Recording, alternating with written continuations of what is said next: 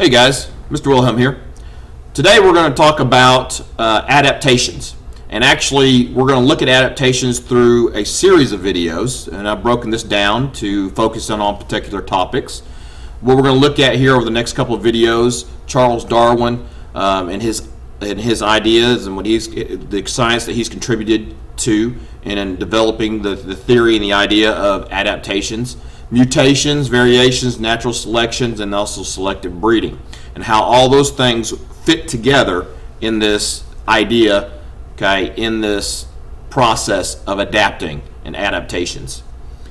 All right, so first let's talk about Charles Darwin. Charles Darwin was a scientist. He lived back in the 1800s. And he just went around the world, making observations about plants and animals in nature.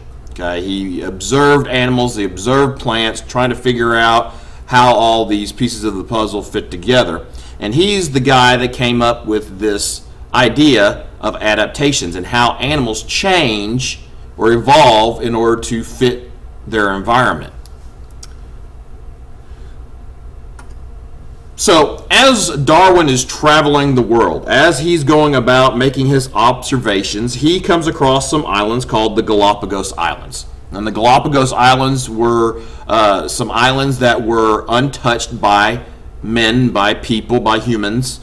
Humans had not been through there and had not brought in animals from outside worlds and brought in plants from outside environments. So these islands were untouched. They were pure.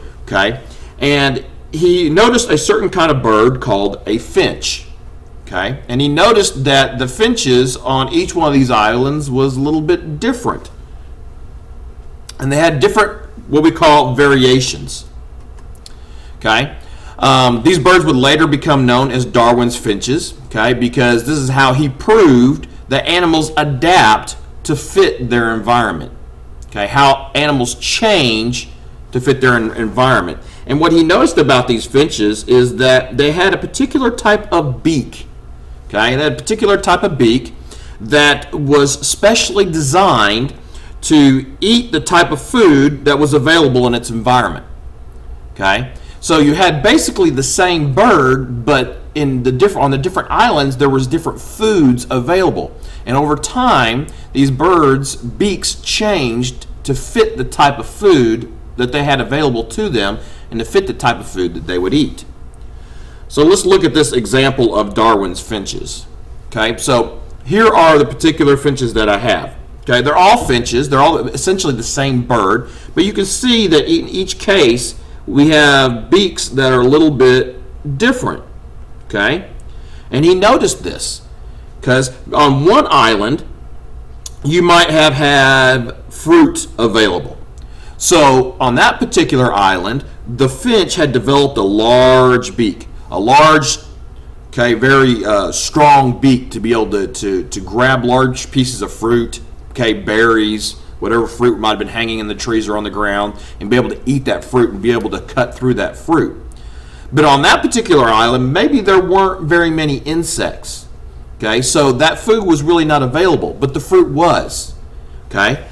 On a different island, we might have had a really pointed beak. This bird might have had a really different pointed beak that was able to get foods and insects, pluck them out of the ground, pluck them off of bark on trees, and it was able to grab that insect with that pointed beak. Now, this beak over here wouldn't have worked because this beak over here is large. It's not pointed. It would not have been able to grab insects. But since this particular finch over here on this island only had insects available, it adapted. Its beak changed over time in order to develop a beak that was specifically designed for those insects. And you can see on some of these others, for example, this one right here has a real pointed beak to grab grub worms, which means it had to have a beak that was kind of strong, kind of pointed, to be able to get down to the ground and pull out worms, because maybe the insects weren't available, maybe the fruit wasn't available, but it did have those worms available to them.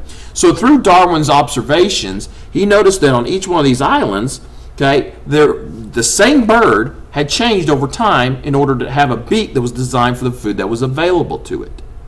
So he came up with this idea that animals, okay, change over time through generations and generations. And it's very important to note here, and we're talking about adaptations, we're talking about some change that doesn't happen just within one animal. It happens over thousands or millions of years even, okay? So he noticed that over the lengthy period of time, okay, these changes occurred.